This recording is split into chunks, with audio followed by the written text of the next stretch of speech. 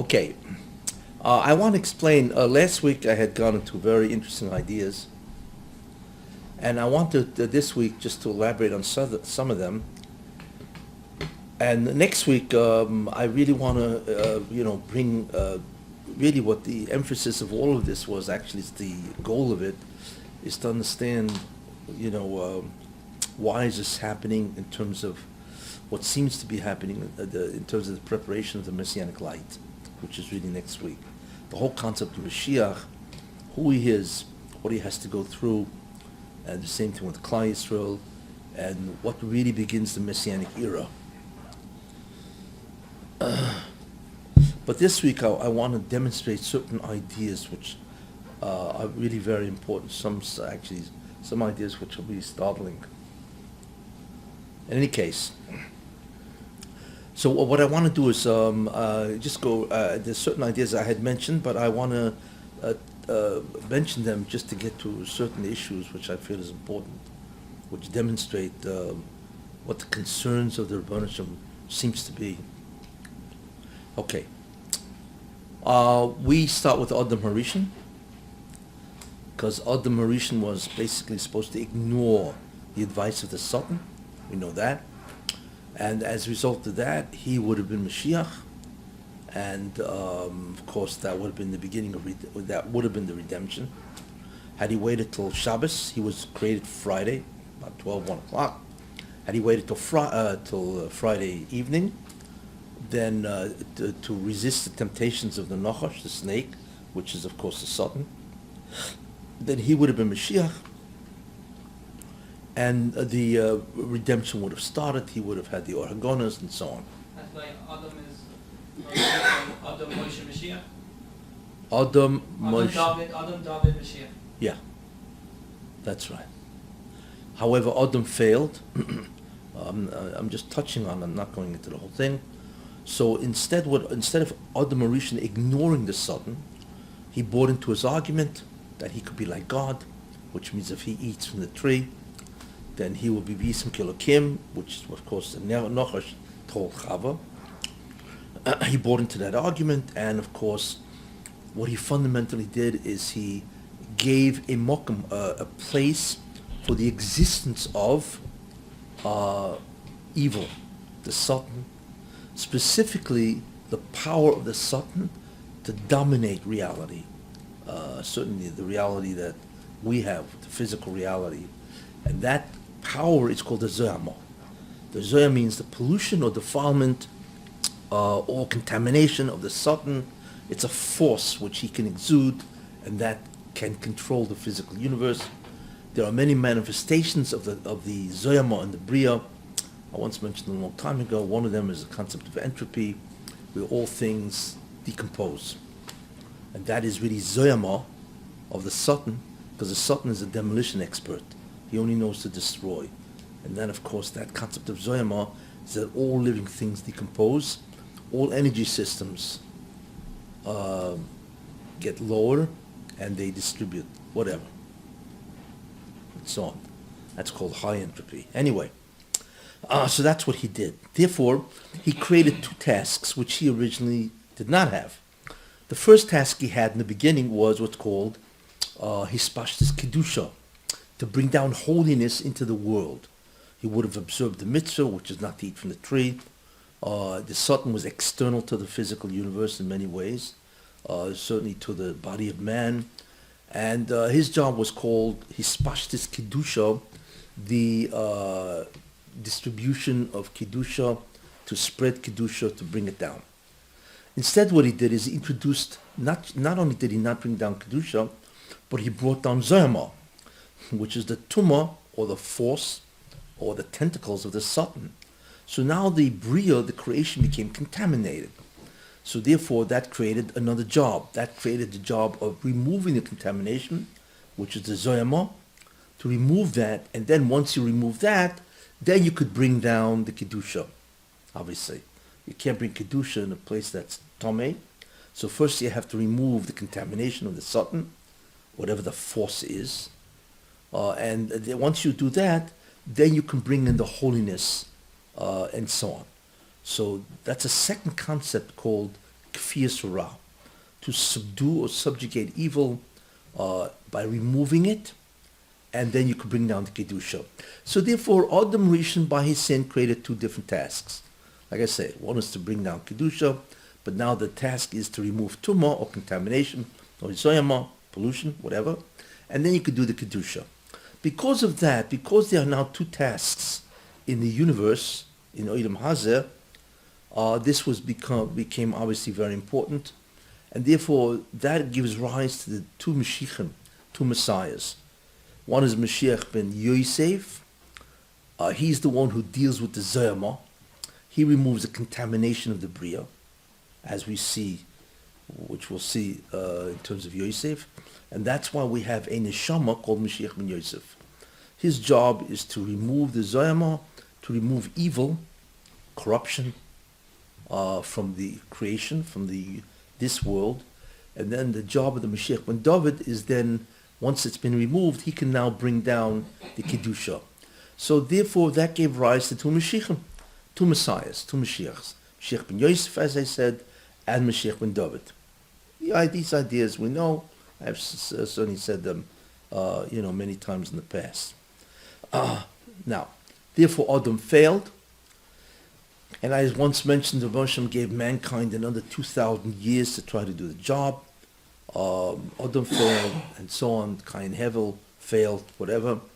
And therefore mankind now had, all of mankind could now do the job to remove the Zayama and also to bring down the Kedusha. Therefore the job of these two jobs were given over to mankind, which is called Minho Anushi, the human species, and therefore everybody was a Masakin. Everybody could do the Tikkun. There was no such thing as the Jews or the Jewish nation. You didn't need them, because all mankind could be a Masakin, you see. And that concept where you're Masakin, which means you can rectify or correct the universe from its contamination and also to bring down the Kedusha, that job is not called Jew or Hebrew, it is called Yisrael.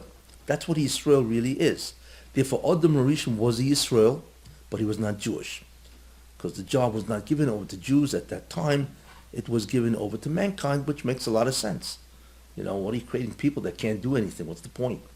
And the answer is, of course, they could do. Okay, after 2,000 years, they failed. And first you had the Mabul, the flood, which destroyed the whole world, Noach. Then you had the Haflaga. You had the generation that wanted a war with God. And of course, that was terrible. Finally, Avram Avinu shows up. He's the first Jew. In fact, he's not even called a Jew, he's called a Hebrew. Aver, which probably means from across the river, because he came from Iraq. Or Chaldem, or of the Chaldees. And he was called a Hebrew. Okay? And therefore the job of Tikkun now became a Jewish enterprise, Hebrews. And of course later the word Hebrew became Yehudi, because Judah took over that, because the 10 tribes were lost, and therefore the Jews became known as Yehuda, Yehudi, or Jew. That's where the word Jews come from, and so on. In any case, then you had the Avos, the patriarchs. You had Avram, Yitzchak, and Yaakov. You had these three, and they represent certain enormous spiritual forces. Without getting into that, Avram Avinu, we know, represents Chesed, which is the attribute of, I hate the word kindness, but it's the attribute of giving unconditionally. And then you had the attribute of Gvura, which is justice or din, which means in order to get, there are conditions attached, and if you fulfill the conditions, you get this, the Kedusha, the holiness. Then there's a middle called Tferes, because the world cannot exist with only Chesed, whatever reason, called Nam Niksufa, and it cannot exist with Gvura only, or else the world will never last. Therefore, there's a midah called Tferes, which is a sort of balancing between them. And the one who represents the middle, which is called Tferes, of course, is Yaakov. Now, I did say also, very important, most people do not realize that Ramchal says that Tferes is a middle. You have Chesed on one side, Gevurah on the other side, then you have Tferes, which is a balancing between the two in the middle. And every middle obviously has a right and a left, because it's a middle. So the right side, the one who represents the force of the right side, which is Tiferes on the Yamin, is Yaakov Avinu, Jacob, Yaakov. And therefore his job was what's called Yeshiv Yeholim, sit and learn, bring down the Kedusha. The left side of Tiferes, which of course is on the side of Gvura, that side, was Eisav. Most people don't realize that, but as I once said, Eisav himself is an Ov. In fact, I once mentioned that the Medrash says that had Eisav done his job, which we know he didn't, he would have had 6 Shvatim. Amazing. 6 tribes.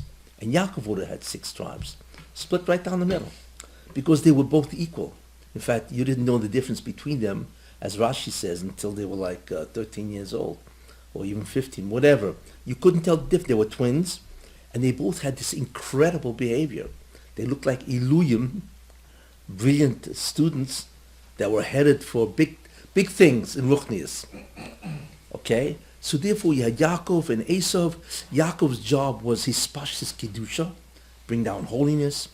And Esau's job was Kfir Surah, to subjugate evil. And that's why he was known as an Ishsodeh, a man of the field. Because the way you subjugate evil is you go into the territory of evil, you remain righteous, and therefore you can diminish the power of evil. That's the way it works, and so on. Anyway, that's why Eisav was called Ishsodeh, the man of the field.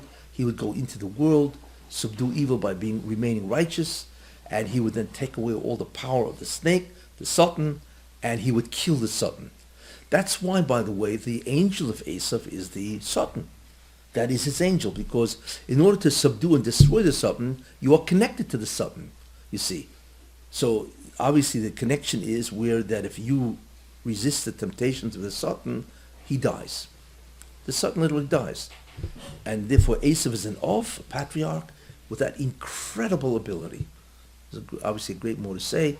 For those who would like to really follow the whole thing, I now have the tapes, another 109 tapes, from 32 to 48 is the whole series of Yaakov and Eisav. If you really want to go into how the psukim, the narrative itself, indicates an enormous amount of ideas, how each pasuk reveals 2 stories, the upper story, which is the obvious, and the secret story, the hidden story, which is all about Yaakov and Eisav and Ov. And I think I answered like 156 questions. Once you understand this, it's a lot of stuff. Once you understand this whole hanocho, the whole concept of what's going on. Fine. So therefore we now understand. And therefore what makes sense, of course, is since Yaakov is an Ov, he gets to marry who? He gets to marry Rachel.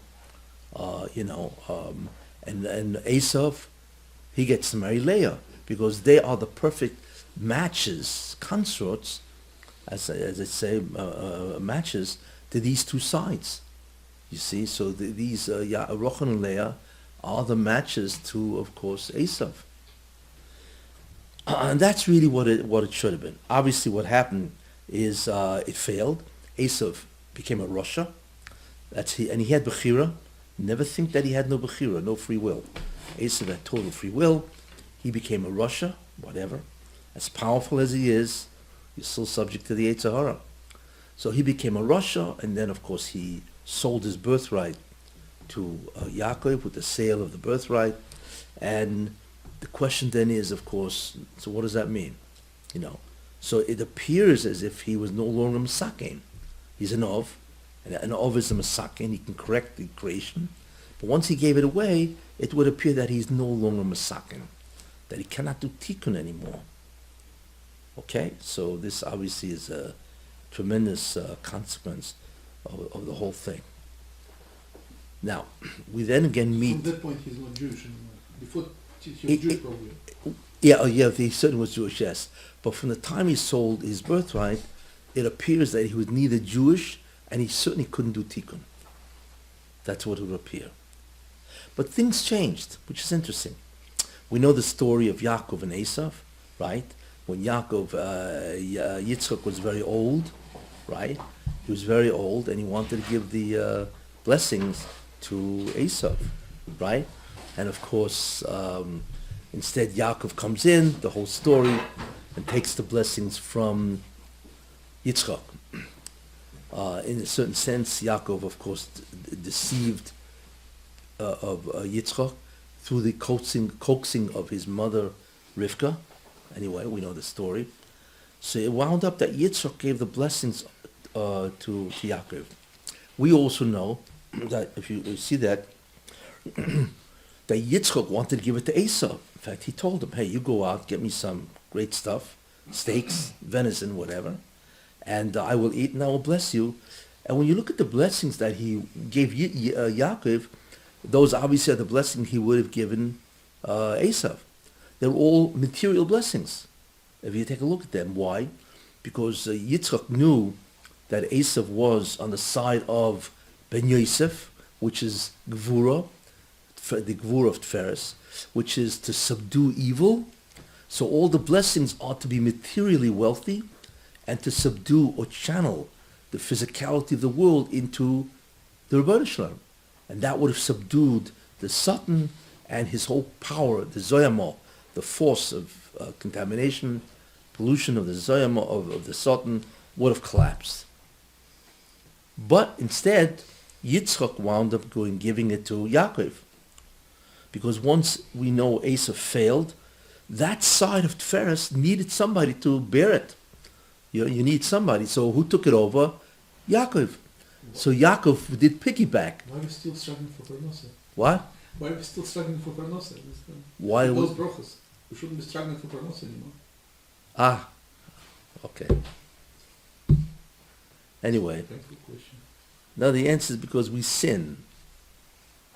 And that's, whatever. Anyway. So therefore, Yitzchak gave the blessings of Eisav, which is the blessings of Ben Yosef, material success to subdue the material world. He wanted giving it to Yaakov, which means that Yaakov took over the patriarchate of Eisav. So now Yaakov is doing piggyback, which means he's doubling up. So that's the concept now, that Yaakov does the job of Eisav. Therefore, Yaakov now leaves, he goes to Lavan, because since he took the job of Eisav, we know that he became the Ish Sodeh, man of the field, just like Eisav. So now he had to go into the field, which means to subdue evil by resisting the temptations and evil of the world. And he has to go to house of Lavan. That's why. I'm skipping an enormous amount of stuff, but you get the gist, it's called the high points of the story. You see? So he goes to Lavan in order to do the job of Eisav. And of course, since he took over the job of Eisav, he gets to marry Leah. Because Leah is the perfect wife for somebody who's involved in the Gevura aspect of Tferes. There you are. So he not only does he marry Rachel, but he also marries Leah, which was, of course, destined to be to Esau. So far everything makes sense. Great. Okay, but however, we know that no man can take over two jobs. Now, there's something very important to remember.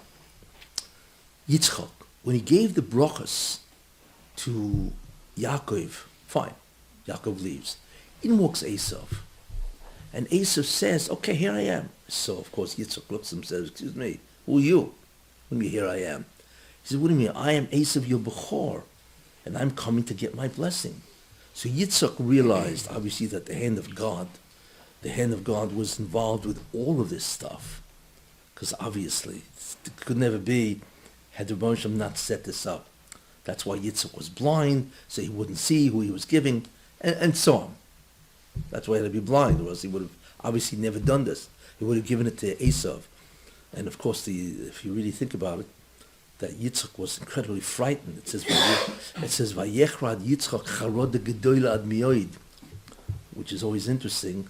You know, if you were deceived, your reaction isn't fear; it's enormous rage, right? So why was Yitzchak so frightened?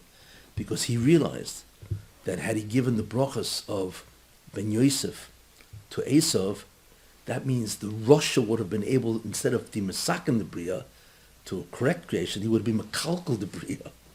Because an Ov has this incredible access to creation, and if he doesn't rectify it, then he destroys it. So imagine an Ov that's a Rasha. We can't even begin to imagine what that would have been. And that's what the Charod Gedola is. But at the same time, that's why he was incredibly frightened, because he realized he almost destroyed the planet.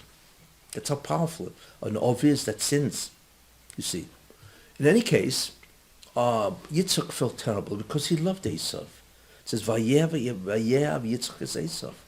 He loved Esau for whatever reason, but he loved it. Not only as his son, whatever. And he was a tremendous kibbut of aim, Esau, and so on. Honor your father and mother, and so on. So Yitzchak winds up giving him an incredible blessing. And we begin to understand the story of Esau. And the reason why I go into this, now, from the biblical sense, is because this has tremendous repercussions in today's times. That's why I'm doing this. You have to understand the background of Esau. What Yitzchak felt is terrible for Esau, even though he realized that obviously Esau is a Rasha. So he gives Esau, first of all, a bracha. So at least he gave his son a bracha. Fine. But the second thing he says is that you will become wealthy. Why? Because the rule is that whoever the Rebbe sends, whoever the Rebbe sends to punish the Jews and therefore do the tikkun to Yisurin, do the rectification through suffering, right? That person or that nation will become fabulously wealthy and become a world power. In fact, if you take a, what was that? I think that's the Gemara in Gittin. Yeah. Well, the Rebbe says, you've made me a shamish to make all these nations wealthy. Where Unclus went and called up all these people, and they said, Yeah. better to shepherd a Yidden to become rich. Yeah. In any case, so therefore, what he did was interesting. He told Esau, you will be the one that will correct Yaakov if he sins. If he rebels against God, you're the guy that's going to bring him back by making him suffer, you see, which is interesting. So the first thing he did with that bracha is he gave a blessing to Eisav. The second thing he accomplished was he made him fabulously wealthy, because if the Jews are now subject to Eisav, right, then Eisav and his nation, Edom, Rome, Christianity, Western civilization, they're the top of the world, you see, because the Moshe will not allow a nation that is of low stature to subjugate his people. It's tremendous bizoyim, embarrassment. So therefore he gave Eisav tremendous wealth, because Eisav is now in the position of correcting the behavior, so to speak, by punishing, enslaving Ya'aved, as I mentioned last week, to enslave Yaakov. But what he also did, what? Esau connected them in a sense. Yeah. They're not connected before that. Yeah. So but it's interesting, because what Yitzchak said was very interesting. He didn't say that you will enslave. He said when Yaakov will rebel, then you will do it. Which means that Yitzchak reestablished the ability of Esau to do the tikkun. Isn't it? Indirectly. Yeah, but it's tikkun. He reestablished Esav's ability to do tikkun by saying that when he rebels, you're going to come and assist him by punishing him. But he's connecting his ability of power over Yaakov by Yaakov sinning. But that's exactly what the tikkun is to punish him, so he will have a kapara through the sin. So what Yitzchak did is he gave Esau the ability of tikkun, not as powerful as before, but Esau is now still in the path of tikkun. That's what it means. So the aved, he will enslave him, is really the concept of tikkun, because that's what Yitzchak did by tying the two together. You see? Very important concept is that Yitzchak gave him again the power of tikkun. Very interesting, because that's his direct statement, his connection. Okay. Now, therefore what happens, of course, as I said, is that so Eisav walks away with this bracha, that he's involved in the ability to assist Yaakov to do the tikkun. That's really what he told him. You're going to be his assistant, which is exactly the nevuah, Ya'aved or Ya'avoid. But in the end, Eisav will assist Yaakov to do the tikkun. So that's really the reestablishment of Eisav to do the tikkun, to the bracha of Yitzchak. In any case, therefore Yaakov now takes over the job, as I said. He marries Rachel and Leah, and so on. right? And he goes through the whole trials and tribulations with Lavan to resist the evil of Lavan. We know that. And finally, but no man can do what? Take one job, two jobs, because the personality of Yaakov is truth, whereas the personality of Esau is taiva, right? Because you have to be drawn into the physical world in order to subdue it, to withstand it and to subdue it. So therefore the job had to be given, or half of the job of Eisav. So Yaakov took over one half. So he went into the house of Lavan. But the job of the taiva, that job where you really become much more physical in a certain sense, he couldn't do. So therefore what the Baruch did is the incredible thing. He created a contingency plan where the other half of Esav's job would be given to somebody else. Who was that? Yosef. He couldn't do, meaning he was just above it. It's not He couldn't do it because you need a different personality. The personality of Esau is not the same as the personality of Yaakov. means for him it wasn't a challenge. That's why he couldn't do it. Well, Yaakov is emes, and Esau is taiva, and gaiva. You know, all the real physical, satanic Yetzirah, as they say, Yetzirahs, was the Yetzirah of Yaakov is truth, falsehood, and so on. So he could only do a certain amount, but the other part of Esau he could do by going into the house of Lavan, but he can't do all of it. So what the Baruch did is he raised a shevet who called Yosef to the stature of a chatziov, to be half a patriarch. You see, so Yosef is really a chatziov. That's why he's greater than all the other shvatim, and that's why he's able to have Menashe and Ephraim. How could a shevet, a tribe, have another tribe? You have to be an ov. You have to be a patriarch to do this. You have to have the neshama of a patriarch, you see. Therefore, Yosef, who has that, can have two tribes called Menashe and Ephraim. Once you understand the real narrative, there's so much that's answered, but beautifully understood, you see. And then, of course, we know, that once Yaakov knew that the job will be given to Yosef, so that's why he said, hey, we're out of here. It says, Kasher Yolad Rochel, when Rochel gave birth to Yosef, then Yaakov went over to Lavan and says, okay, I'm leaving you. I'm out of here. You see? Because now he can give it over the rest of the job to Yosef. And therefore you need Yaakov and Yosef to destroy or to vanquish Esau, to do the job of tikkun of Esau. You see, that's why it says, V'hoyel beis Yaakov le'esh, and the house of Yaakov will be fire, ubeis Yosef le'hava, and Yosef will be the flame of that fire, ubeis Esau le'kash, and Esau will be the straw, the stubble. They will do the tikkun of Esau. You see? Therefore, we now understand that Yosef is going to take over the job, and that's why Yaakov had to teach Yosef everything he learned. Why did Yaakov go to the house of Shem ve'Eva after he left Yitzchak? He spent 14 years. Why didn't he go straight to Lavan? Because it's one thing to learn, to know Torah, to do the Kedusha. It's another thing if you have to go into the house of the Sultan, you need a whole different type of Torah. You see? So he learned by Shem ve'Eva for 14 years, and he knew Yosef was somehow get involved, so he taught him everything that he knew in Shem ve'Eva, he taught to Yosef. You see now? You understand what's going on here and why. Okay. So now Yosef, of course, we know is going to take over the job of Eisav, and therefore Yosef himself has to go into what? The Klippa, which is the Tumah. That's why Yosef had to go to Egypt. Because Egypt, again, is Sadeh, but the worst type of Sadeh. You see. So therefore, as a result of that, this is what happened. Meanwhile, Yaakov, right, he came out successful, and he fought the Malach. The Malach was a Satan, Rashi says, right? And that Satan is the Sar, is the angel of Esau. Because since Esau had to subdue the Satan, right, that became his Malach. The problem is, if that's your Malach, and you fall, then he will take charge of you, which is what he did. So Yaakov fought that Malach, which of course is the Sultan. He fought him. Vayovak ish imoi, and a man fought with Yaakov. That's where the Torah describes it. Very short episode. Boy, what an episode. And that, of course, that man turned out to be a malach, and he said, release me. And he said, no, I won't until you bless me. And he did, and so on. but he had to fight the Sarai shel Eisav, because the job of an Ov is to destroy the Satan.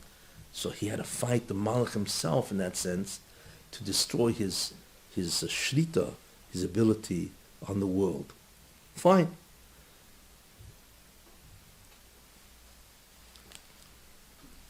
Why am I saying all this? Because I'm leading up to this story called Dina. Dina is a very important story. I need a chumash. Can you give me a chumash there? Yeah?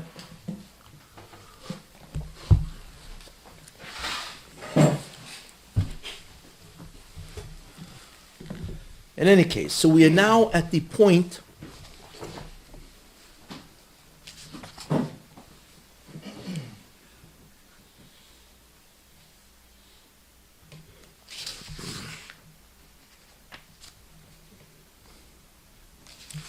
we are now at the point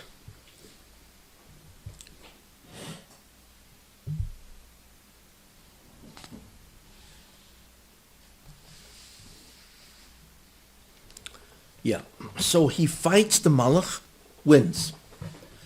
And before we get to the story of Dina, because the story of Dina is a very important story in terms of Eisav, Yaakov leaves and he now meets Eisav.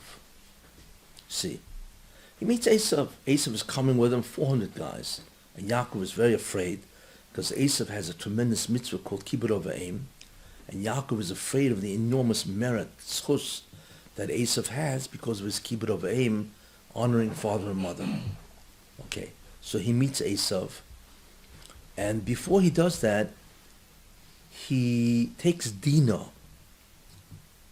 and he puts her into a chest. He was afraid Eisav is going to take a look at Dina and say, hey, I want to marry her, right? And Yaakov is not going to give Dina to Eisav, right? So therefore he hides her into a chest, right? So so Eisav never sees her. And okay, and then Eisav actually kisses him and he says, they make up. They basically make up. So we come now to a tremendous medrash, where the medrash says that the Rebbeinu Shem said to Yaakov, he didn't say it to him, but this was the din. You don't want to give Dina to Eisav? What do you mean by hiding her? You need to allow Eisav to look at her. So on the contrary, give her in marriage to Eisav. Okay? And therefore, you don't want to give Dina to Eisav, then you will be punished that Dina, instead of marrying Eisav, Dina will be forcibly taken by Shechem, which of course is a rape, and so on. And that caused terrible problems, of course, to Yaakov. It was terrible problems. And then they would have, Shimon and Levi would have to go and slaughter out the whole city, which would endanger them to the entire world. I mean, it's a real episode in the life of Yaakov. What we have to understand is something very, very strange. Understand something. Imagine if the mafia kingpin, let's say John Gotti, Carlo Gambino, if you know who these guys are, Joe Bonanno. I mean, these guys are the mafia kings and so on, Imagine they want to do a shidduch with you. Would you marry your daughter off to John Gotti? I don't think so. I mean, we're very scrupulous about who we take for our son-in-laws. The last guy you want to take is a mafia kingpin. Capo. What? Even the possibility of tshuva. A tshuva? No, let's assume they didn't do tshuva. Let's assume John Gotti drives up to your house, right? And he's got a whole bunch of lieutenants with him and all the other guys, right? And they come in with their beautiful suits, right? With their packed guns and so on, And they say, we take a look at your daughter. We like her, John Gotti wants to marry your daughter. He wants to be your Adam. He wants to give you real nachas, right? He's going to treat her good, You'd say, excuse me, You have to talk very careful because, you want to make sure that you can survive as a father-in-law to this, right? But imagine you have John Gotti as a son-in-law, and so on, Of course you wouldn't do this. Would anybody blame you for not marrying your daughter off to John Gotti? John Of Gotti course would. not. What? John Gotti would. John Gotti would. Anyway. So the question is, how can the Moshe have kindness to Yaakov Avinu? I mean, Eisav can make John Gotti look like kindergarten. I mean, Eisav was the arch Russia. I mean, he was first was incredible. He was a brilliant man. We're looking at Eisav, who you could not tell the difference between him and Yaakov for 13 years. And believe me, Yaakov had an illusion head. A brilliant mind, you know. So Eisav was a phenomenal mind. And when he committed a crime, it was the crime, you know, and so on. You're talking about an incredibly resourceful, brilliant person, you know, who's evil, you know. So the question is, how can God have tarumas to Yaakov because he doesn't want to marry his daughter off to the mafia kingpin? I mean, what? Doesn't make any sense. Now, there are people who try to deal with this because it's a mind-boggling medrash, right? And Yaakov was punished. This isn't theory. Dina was given away to somebody else forcibly. So people want to say it's a Musa translation. You know? Why? Because it's not that, of course, nobody expected Yaakov to give his daughter to Esau. But he should have felt bad at least. You see? So because Yaakov didn't at least feel bad, you know, he didn't have that sensitivity, therefore, he, the Rebbeinu Shalom had complaints, tarumas to him. Okay? Got that? Okay. Listen, gotta say something, or else the medrash is a tmiyah. It's astounding, that medrash, you know? So that's the Musa understanding. However, the truth is, if you really think about it, there's a whole different way of understanding that. And in the end, the Rebbeinu is right. How could that be? Think about this. What did the Rebbeinu want? I mean, Eisav was an Av, formerly, right? And he still had the ability of tikkun, right? Eisav is one of the greatest enemies of Yaakov. Do you have any idea the problems that this man has caused the Jewish people? You know, whether he helped them or not. I mean, you're talking about pogroms, right? You're talking about the Christian butcheries. For 2,000 years, the Inquisitions, the expulsions, the pogroms, right? The Crusades. It's beyond belief what Eisav has done. What was that? The Holocaust, sure, everything, you know.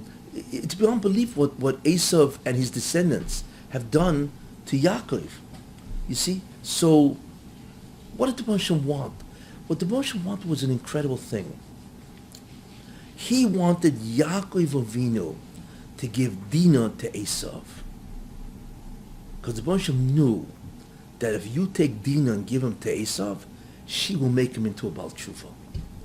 Question is, fine, you know that, but Yaakov doesn't know that. I mean, he's thinking about this and saying, excuse me, I gave it to John Gotti, right? So the Moshe knew, fine, but Yaakov doesn't know. But the answer is, he should have known. How? That's where you begin to see what's the problem here. Eisav is a Rasha. Why? Part of the reason, because he is connected to the Satan. And he is under the influence and the incredible temptation of the Satan himself. You know what a Yetzirah that is? You know? And as great as Eisav is in Neshama, which obviously had incredible Neshama, to fight the Satan, b'chvoidu b'atzmei, as they say, in his full glory, is incredibly difficult. You see. Therefore, what happens if Yaakov can subdue the Satan? What happens? Then the hold that the Satan has over Eisav is diminished. Realize that? So therefore, when Yaakov fought the Malach, who was the angel? The Satan. He fought him and he won, to the extent where even the Satan had to bless him, and he called him Yisrael. That means Yaakov should have realized that he had subdued the Satan, which means he had taken an enormous amount of power away from the Satan. So therefore, that should have told him that the connection between the Satan and Eisav is severely diminished. Oh, wow. If it's diminished, so the Eitzahara is not as big or as tight with Eisav as he used to be. It's looking good for Eisav. Maybe. That's the first idea. The second thing Yaakov should have realized, this is a pshat that I'm telling you, which I believe to be true, is that Eisav was supposed to kill Yaakov. That's what he's come 400 men, right? Instead, it says that Eisav kissed him. He met him and he kissed him. And Rav Shimon Bar Yochai says that that kiss was genuine. What does that tell you? That he's not coming to kill him, right? He changed his mind. Why? Eisav had tremendous complaints that Yaakov stole his blessing. Apparently something changed. What changed? Because the hold that the Sultan had on Eisav is now substantially reduced. So that's the second thing Yaakov should have realized. Why is this guy kissing me? And the third thing is Eisav says to Yaakov, Yehi lecha asher loch. Let that which is yours be yours. So Rashi says that this meant that Eisav said, Mikan hoidilu ala brochas. Rashi says that Eisav said, he admitted that the blessing that you stole from me, it's yours. I don't need it. You take it. I won't be angry at you anymore for that. What an admission. It's astounding. So therefore, these three things meant that Eisav was right next to the door of tshuva. The Sultan was diminished. He kissed him, and he actually forgave him. And he said, the blessings are yours. I'm okay with that. And meanwhile, he's coming with 400 men to kill him because of that. Therefore, Eisav is at the point of tshuva. But how do you get him to do tshuva? I'll tell you how. You get him to do tshuva with a girl like Dina. Dina is no ordinary girl. You know. Seems very similar to Rabbi Yochanan and Rish Lakish. Yeah, what? It seems very similar to Rabbi Yochanan and Rish Rish Lakish. Lakish. Dina is no ordinary girl. Why? Who is Dina? Let's understand who Dina is, you know. First thing you have to understand that who is giving birth to Dina? Leah. But Leah really should have had Yosef. Leah was pregnant with Yosef. But Leah realized she already has 6 tribes. If she gives birth to Yosef, who's the 7th tribe, right, then the 2 maidservants, Bill and Zilpah, each one has 2. So she has 7, 8, 9, 10, 11. And that means Rachel will have only 1. She'll be even less than the 2 maidservants. So therefore Leah prayed, the koich of Leah is incredible. She prayed that the child in her, which is Yosef, should be turned to a girl. Who is that girl? Dina. So she gave birth to Dina, and then Rachel, of course, had Yosef. Yeah, but wait a minute. That means Dina is a female Yosef, right? She was Yosef. She became a girl. But that means she is a female Yosef. Perfect for Eisav. Because if you remember, Eisav was in the parsha of Yosef, right? Which is to go and destroy evil. And that's the parsha of Mashiach ben Yosef. So here Dina, who is in the parsha, who's a female ben Yosef, right? Certainly can influence Eisav. And not only that, but Dina was Vatetze Dina. The Chazal called Dina a Yatzonis. Dina was a very interesting girl. She wasn't homebound. She went out to take the Liris B'Bnei Oretz to see what's happening out there. She probably wanted to go and make Baalei Tshuva. And what else she wanted to go see what the latest fashion is out there? No, I don't think Dina went out to check out, what's doing with the jewelry and the fashions in the world. And so on. No, she probably wanted to go out to spread the word of the Rosh Hashanah. And that's the job of Yosef, to go into the world and to subdue it and to make Baalei Tshuva, so to speak. So she was called a Yatzonis, just like Leah. Vatetze Leah. Leah was also Yatzonis, which means a assertive girl to go out into the world. So Dina, who was a female Yosef, would have been a perfect consort, wife to who? To Eisav, and she would have brought him back. Because anyway he was falling apart, the Sultan was gone. Severely diminished. He kissed him, right? He said, you can keep it. So all you needed was a Dina to finish Eisav off. Isn't that interesting? That's what, unfortunately, Yaakov should have realized. And that's what the Moshe said. You don't want to give it to that? What do you mean? Think about what's happening here. Now, I want to tell you up front.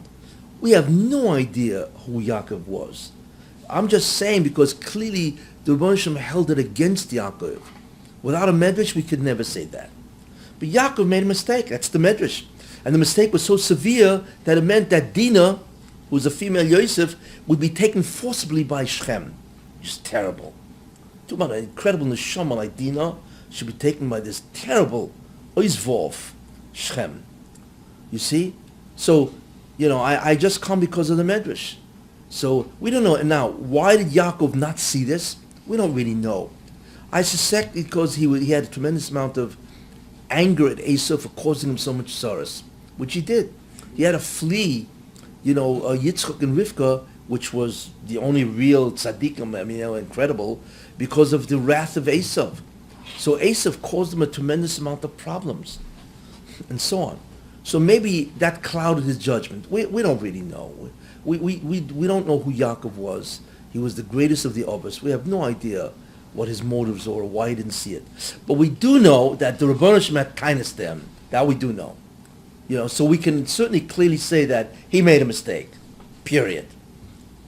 But what was the mistake? And I just told you what he should have seen.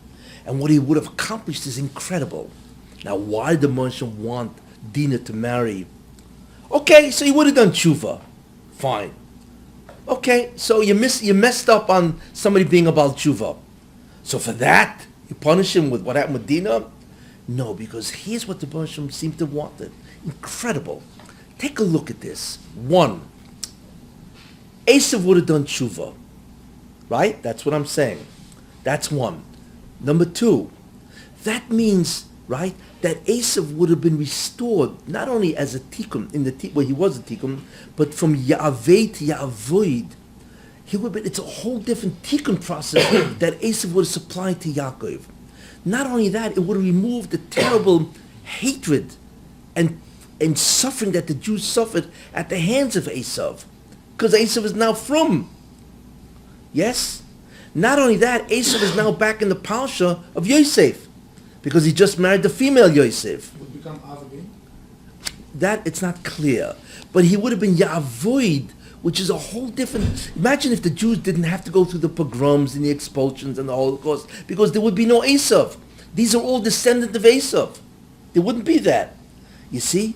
But not only that, if Dina had married Esau, what would have happened? Esau would have done tshuva, and then who would have been overjoyed? Yitzchak. Because the son that he loves is about tshuva. You have any idea what kind of kibbutz over aim that would have been for Yitzchak? If Eisav would have if Yaakov would have restored Eisav to tshuva, Yitzchak would have been unbelievably happy. That would have been an unbelievable kibbutz over aim, that he made his father happy again. Wow. We can't even begin to understand what that mitzvah would have been to Yitzchak. Yes? Not only that, but between Eisav and Dina, who would have been born? Osnas. Who married Osnas? Yosef. Hey, Yosef would have been Esav's son-in-law. That's not bad, right? Instead of John Gotti as his son-in-law, it would have been Yosef. And Yosef is the Yesod of Mashiach ben Yosef. Wow. I mean, take a look at this. What would have happened? What was that? What kind of team this would have been? Oh, what a team. Father and son. Right? Eisav, who's in the parsha of Yosef, Mashiach ben Yosef, because that's really who Yosef was, right? And so on. And Osnas, because Osnas was the product of Shechem and Dina, but Osnas, who obviously was the consort, or the wife, the zivug, the proper zivug of Yosef, would have instead come from Eisav and Dina. When you think about it, it's incredible. Look at all the things that would have happened. That's what the Moshe wanted. And who knows what the history of the Jewish people would have been had Eisav done tshuva. It's a whole different history, obviously. So that was a tarumas. That's why it was so severe. Because what the Moshe obviously knew that Yaakov had enough simonim, indicators, that Eisav is going to do tshuva. And he didn't. He didn't see it or whatever. And therefore all those incredible consequences that would have happened had Eisav done tshuva is gone. You see? But the question is, wait a minute. Okay, he didn't make a Baal tshuva, right? Why does the Baruch Shem have such concern about Eisav? What is this? Because you see from the story of Dina, and that's why I'm bringing this here, that the Baruch Shem wants Eisav to do tshuva. He doesn't want to leave Eisav. We think, the Baruch Shem, it's true that he says, it's Eisav Sonesi, I hate Eisav, but that's after he turned evil and he never did tshuva. But the Baruch Shem is always looking to be Matayr Eisav. Wants to bring him back. You see? And you see from the story of Dina how much the Baruch Shem wanted to bring Eisav back. Because in the end, Eisav is a Masaken in the sense of assisting Yaakov to do the real tikkun. That's what you see from this story. That the Baruch Shem has concern for Eisav to the extent where he had tarumas, tremendous complaints against Yaakov Avinu, and he punished him severely because he didn't bring Eisav back to tshuva. Would have been a whole. Imagine what the history of Klal Yisrael would have been without Eisav, Edom, Rome, Christianity, and Western civilization. A whole different situation. That's why I bring this down. So what happened? Look at what the Torah says. It's an incredible thing. The Torah is merames. What I just told you, the whole story, in one word. Yes. Where's the remes for this? Look at it says here. After they met, and Eisav said, okay, why don't we let's get together? So Yaakov said, listen, I got a lot of children and cattle and all that. I'll go slow. We'll meet up someday. No? Okay. So then the Torah says, listen what it says. Vayoshav Bayomahu. And on that day, Vayoshav Bayomahu Eisav. And Eisav on that day returned. The Darkoi to his derech. Seira to Seir. Because he lived in Seir. Wait a minute. It should have just said, and Eisav returned on that day to Seir. What's this Ledarkoi? The Darkei Horor. Torah says, and because Yaakov never took the opportunity, Eisav returned to his derech, which is an extra word. So What's a derech? What? He was on the borderline. Yeah. The Torah says, the Torah, in one word, Ledarkoi, the Torah is already telling you that Yaakov made a tremendous mistake. You see? It should have just said, and Eisav returned on that day to Seir. What do you mean, Ledarkoi? And Eisav returned on that day to his way to Seir. His way isn't his road. You know, you're not talking about a GPS here. Ledarkoi means Ledarkoi Horor. He went back into his evil ways because he never did tshuva and so on. And therefore the Rebbe Shem had, obviously, tremendous agmas nefesh to the Rebbe Shem. It's amazing. And that one word, the Darkoi, is merames the entire story I just told you. What he could have been. That's what the Torah does. It's amazing how the Torah does that. Anyway, but the reason why I bring this down is to show you that the Rebbe Shem has concern for Eisav. It's not Pashat, because Eisav is also involved in Tikkun, and the Rebbe Shem wants him to go from Ya'aveh to Ya'avoid, as I said, which is the Tahara of Eisav. The Rebbe Shem wants that. That's where you see it clearly. Okay? Kessin, Yes. Shimon Bar Yochai said the kiss was genuine. Yes, he said it was. Somebody argues with him Is that he wanted to kill him, whatever, and he did whatever. But Is that over toward his neck, Yaakov's neck turned to stone? that's the other man, the Totally Yoma. different? Okay. Yeah, the other one said yeah. But Rabbi Shimon Yochai, the great Rabbi. Sure. And the fact that Esau's head's in Miras Marpela, does that mean he still has an opportunity? Yeah, that was last week's share. Okay. The whole concept that you see, but the greatest is the Medrash that says he's going to turn his clothing to snow white. And what does that mean? Because because Eisav has a chelik in the tikkun, and Yitzchak connected, incredibly, he connected Eisav to Yaakov. He told him specifically, you're the guy that's going to set him straight. That's tikkun, and you'll be the agent. Very, very important idea.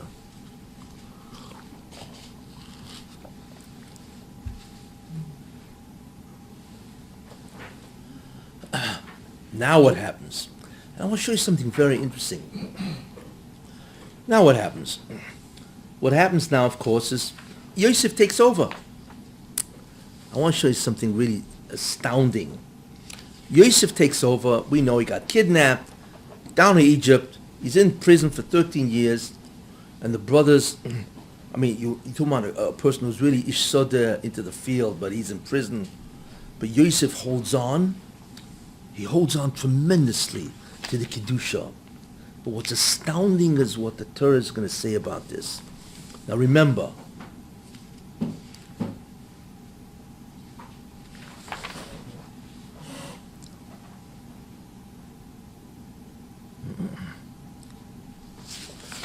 remember that Yosef now took over the job of Eisav, which is to do what? Which is to subdue and destroy the Satan. So therefore, in a certain sense, he, in certain sense, is connected to the Satan, because that's how you destroy him, right? So Yosef goes down, he's in prison for many years, he finally gets out of, he's in prison, actually, before prison, he's in the, for Tifa's, house, and so on. And all of a sudden, the Torah says, again, it's astounding how the Torah's Merama is. And it says, and it was after these things that he was kidnapped and so on, right? And his master's wife, Fatifa's wife, took a look at Yosef and she said, I want him, right? So she obviously tried to tempt him. And Yosef is sitting there, obviously trying to resist. But obviously it must have been, which we'll see in a minute, very difficult and so on. So Yosef says, how can I do this and betray my master? What a tzitkus, you know. His sensitivity toward Hakaras HaToiv, that's really what it is. It's so great. He says, how can I do this? I mean, he's the guy who's given me employment and so on and so forth. You know, he could have been a slave. He could have been a slave in the terrible, you know. And then look what the Torah says. It's incredible. Vayehi kayom hazeh, and it was as this day. Vayove habayso, and Yosef went to the house, lasis malachto, to do his job, right? Because he was the manager of the entire house. V'ein ish me'anshe habayis shom habois, and there was no man of the household in that house. And then, of course, she wanted to again tempt him. She grabbed his baguette and so on and so forth. Okay, but we know that the job of Yosef is really to do the tikkun or replicate the job of Esau, which would have meant that the Yetzer Hara of Yosef is the satanic or the Satan himself. Where do you see that? Take a look. You remember I said that Yosef, when Yaakov fought the Malach, Vayovek Ishimoi, and it was a man who struggled with him? How does the Torah describe the Satan? As an ish, as a man. Why? Because when the Satan is in your psyche, he is called a man because he's in you trying to tempt you. Oh, look what it says. Vayhi kayom hazeh, as this day, vayovi habayis las malachtoi, and he went to do his work. What was his work? Of course, the Poshup Pshat, the first narrative, is to be the manager. But lasis malachtoi, to do his work, which means the work of Eisav. The job that he took over to do the job of Eisav, to do that job, malachtoi, his work, right? Now, we don't know what malachtoi is. So it says, V'ein ish me'anshe habayis shom habois, and there was no man of the household there in the house. Wait. It should have just said, V'ein ish babois, and there was nobody else in the house. There was no man in the house. But it doesn't say that. It says, V'ein ish, and there was no man from the household there in the house. That's extra. Should have just, there was no man in the house. It says there was no man of the household in the house. Wait a minute. It's true there was no man of the household in the house, but there was another man, not of the household. That's the diuk. Who's the man? The Satan. Vayeovek ish imoi. That's the setup. You see, the Torah, by putting two extra words, you understand what I just said? And there was no man, it should have just said, and there was no man, Shom Babois, in the house. Fine. Then we know he was alone. But it doesn't say that. It says, and there was no man from the household, from the Anshe Habayis, there in the house. What do you have to tell me that? Just say there was no man in the house. Because the Torah wants you to learn out there was no man of the household, But there was another man, not of the household. That's the implication. Who's that man? The man that fought with Yaakov, the Sultan himself. That means that this test was going to be the test of Eisav. And he withstood it. And then, of course, he withstood it and so on and so forth. Because that was his job, you see. Then, as a result of that, you want to say something? The Gemara says Malachta means that he went last as a You what? He went last as a Dega. The Gemara says he went through the Yeah, no, there's different shatim on that. The Ben Ish Chai says the pshat was that he tried to get his taiva to the highest level in order to subdue the taiva, in order to masak and all the rest. Fine. That's all part of the pshat. But I'm saying, but the diak of all that is, that lasses. I'm not what I'm saying is it doesn't come from lasses malachtai. Yeah. It comes from ansha bayis. Those two words are extra, and that the Torah wants you to see the implication. Anyway, so he withstands, goes to prison, whatever, and so on. And then, of course, the brothers come. They don't suspect. They want to find Yosef. They're checking the whole Egypt. And where they checking? They're going into the Bate Zionist. Because that's where they figure Yosef is probably destroyed, morally and ethically and so on, because he's in Egypt. Of course, they would never suspect that he's the Grand Vizier. He's a viceroy. And then, of course, they find out, and Yosef says to him, Ani Yosef, I'm Yosef. And you should know that's the way, you should know all of this is ultimately what's going to be. Where Ani Yosef means I am Yosef, that people are going to be shocked. You're Mashiach ben Yosef? You? Like, what are you doing in the house of Paro? You're the last guy in the world. That's the way the Giloi, that the Baruch Shem orders the whole revelation of who Mashiach is in such a way where it's completely concealed. And in the end, people are shocked that this is Mashiach ben Yosef. Ani Yosef. And they're all looking at him astounded. Not just because they feel guilty or because they kidnapped him, but it's like, you're Yosef? Incredible. But what does Yosef do? And now we begin to see something very important. What Yosef does, and you begin to see, in many ways, this foretells what will be. Yosef is in Egypt. He's the viceroy. Yosef is in prison. He's taken out of prison, and he's put in front of Paro. And Paro makes him the viceroy, which itself is an astounding concept, which I'm not going to get into. Just because he gave me economic advice, you make a guy a viceroy because of that? I mean, Yosef was almost as powerful as Paro. And you have no idea what Pharaoh was in Egypt. It was like they treated him like a god. And if he's Shani, if he's a second to Paro, could you imagine the power and the authority and the stature of Yosef? But let me ask something. What did Yosef do with that stature? He was Matar Egypt. What does a guy do who's a tzaddik like Yosef, who has the power almost of a pharaoh? He brought Egypt into Tahara. Exactly. It was astounding what he did. It wasn't he just saved them Egypt economically by giving them a lot of grain. There's no question that he tried to raise Egypt morally and ethically because he had that power. And he's Yosef to change the klipa. So therefore, what do we see? That Egypt, which is the first shibud of Klal Yisrael, had a tahara, had a purification. Isn't that interesting? And Yosef brought that tahara. And if you want to understand what the nature of that tahara is, you know what that did? In Egypt, Klal Yisrael experienced a tekufa, a time that they have hardly ever experienced before in terms of the Torah and Avodah. You know where you see that? Because it says, Vayechi Yaakov, and Yaakov lived. So they darshan, it should have said, and Yaakov dwelt in Egypt. Yaakov lived in Egypt 17 years. So the Chazal say that the life of, that Yaakov lived for the first time, which means he was completely immersed in Torah, together with all his sons, the Shvatim, together with all his grandchildren, his Einiklech, because Yehuda went and made in Goshen a whole yeshiva.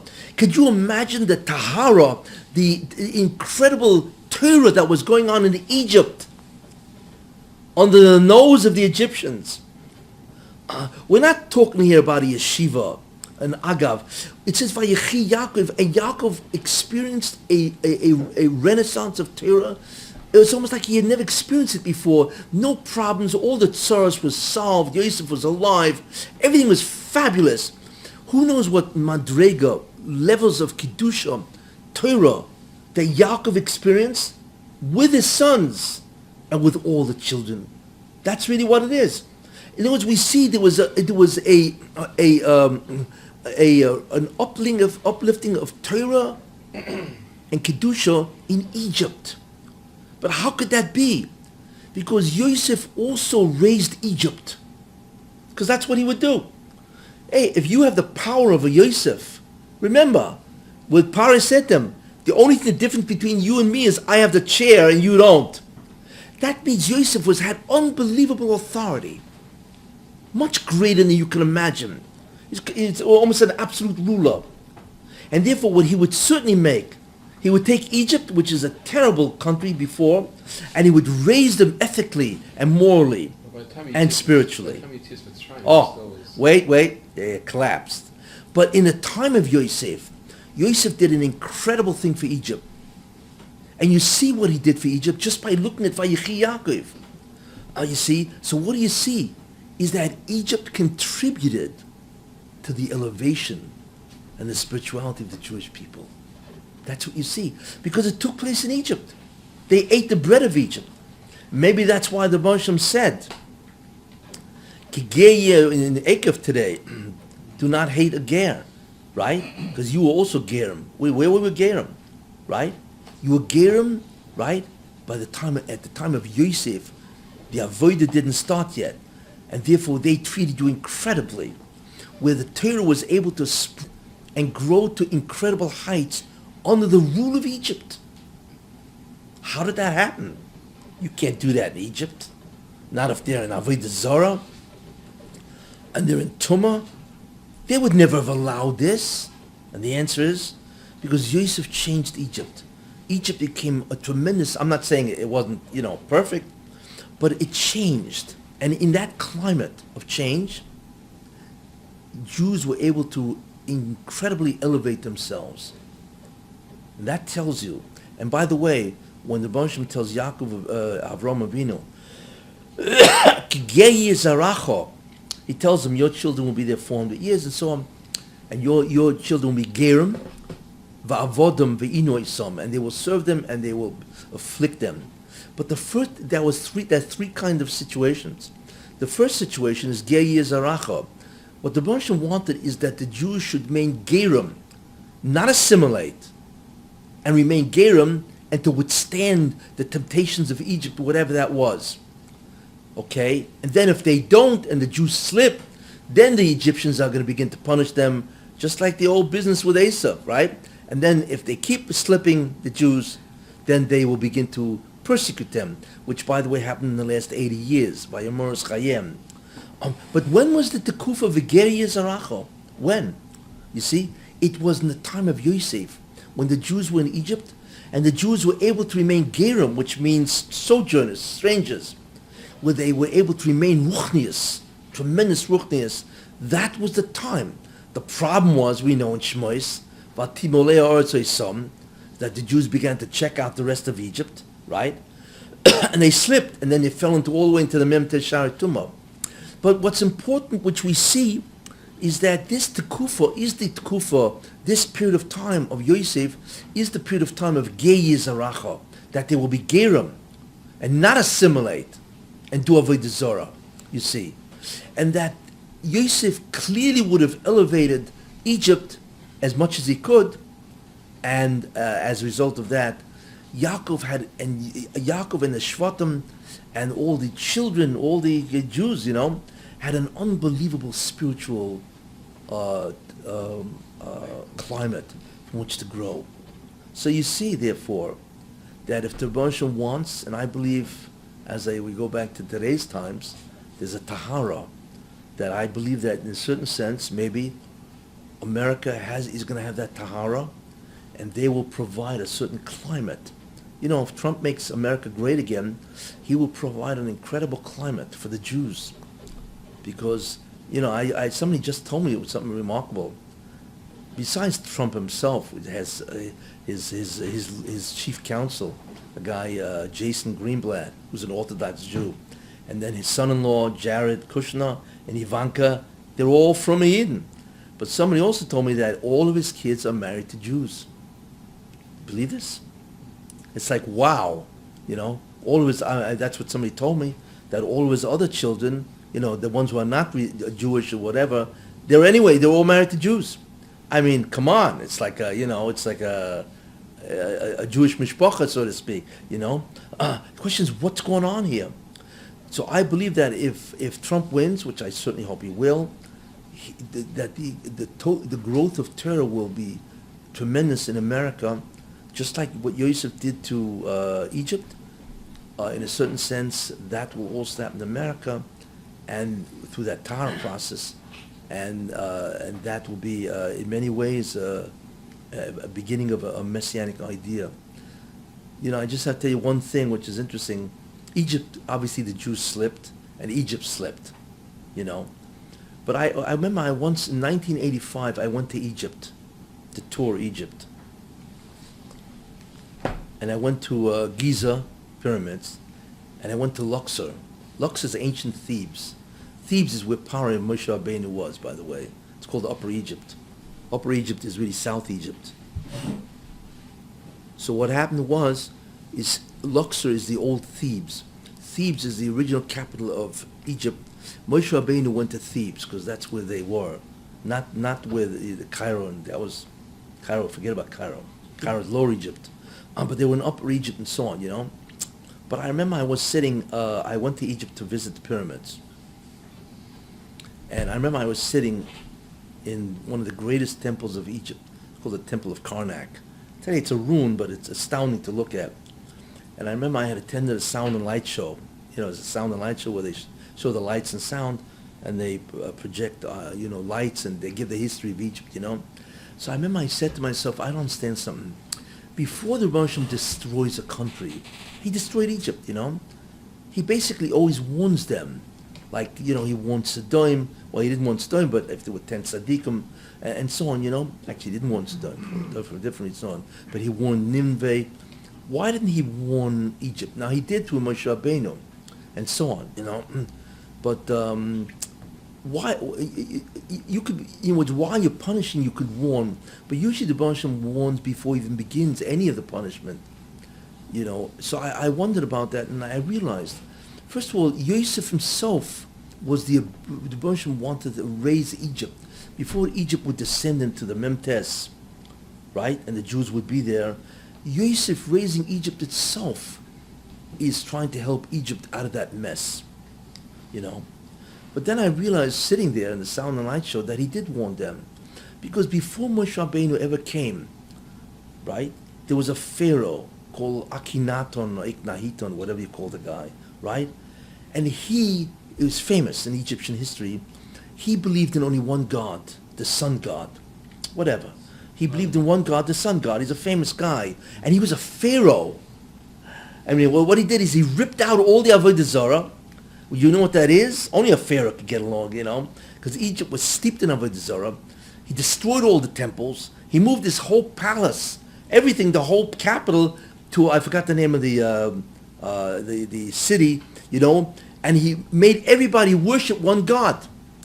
Now, between one God, it's only a skip, a hop, and a jump to believe in one God who is not the sun, but there is only one God. Like Avraham Avinu also said, maybe the sun.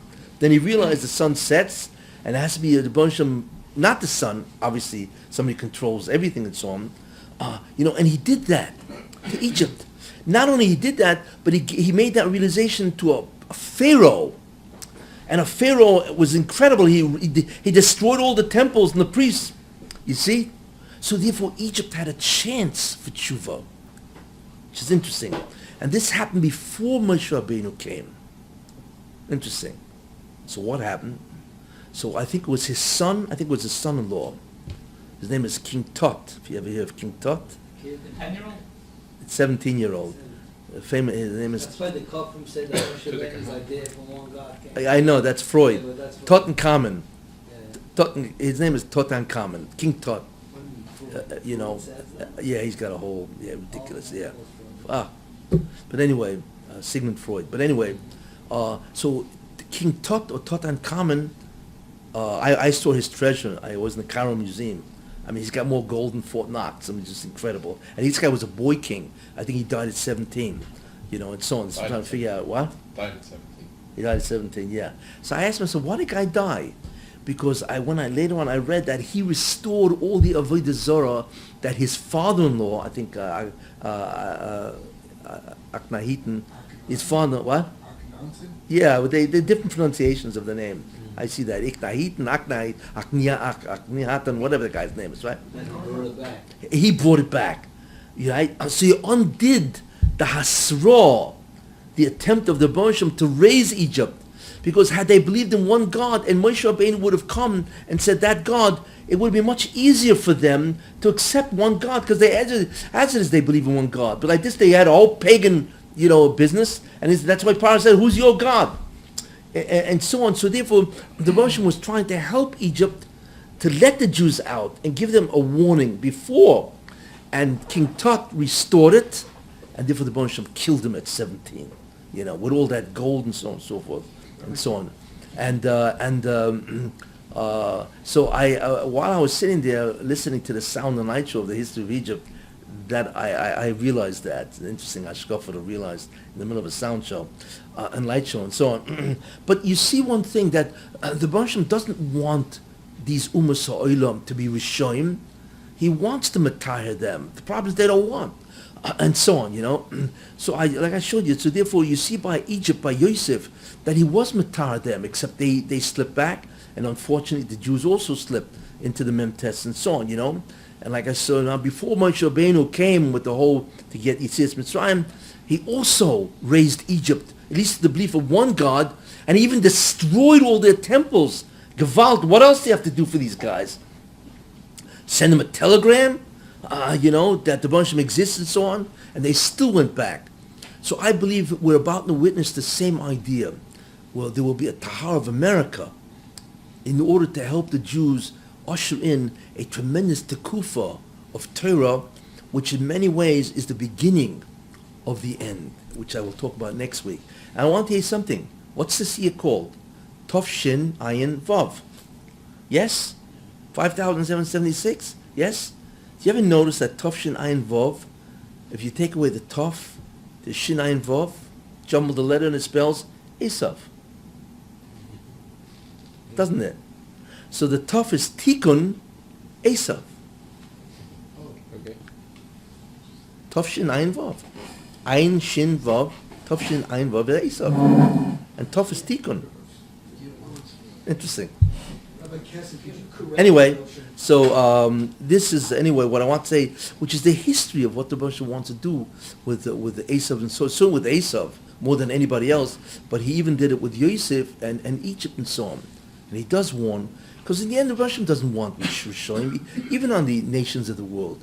He wants them to be good. He wants them to help the Jews do the tikkun. You see, so I believe that's about to happen, hopefully. Rabbi Kessin, could you correct the notion? I'm not sure if I read or heard someplace that when Mashiach comes, Egypt or parts of it will have the same status as Eretz Yisrael, the actual land. Well, now that's where the Baruch is going to change, where the whole Yerushalayim will be like, the whole Eretz will be like Yerushalayim. The whole Yerushalayim will be like the Beis Hamikdash. And then the whole Eretz Yisrael will be like Yerushalayim. And the whole world will be like Eretz Yisrael. I mean, they say Nothing that. special about Egypt more than No, the other. no. I mean, if you look in today's Parsha, which is incredible, it says the borders of Eretz Yisrael is Nahar Pras, Euphrates. That's Iraq. It's incredible. Well, the Muslims at the borders of Israel will be the Euphrates. Euphrates and the Tigris, that's Iraq. Wow. Can you imagine how big Eretz Yisrael will be? And so on. But anyway, so I believe that you can look at this election in that sense, in that way, that there will be a Tahar of America, and I certainly hope, and that will usher in the change in the status of Klal Yisrael, in the sense that Torah will then grow in a tremendous way, and that will be the beginning of the rehabilitation to receive the Or of the Mashiach, which next week I will talk about that, finally get to that. Okay, that's it.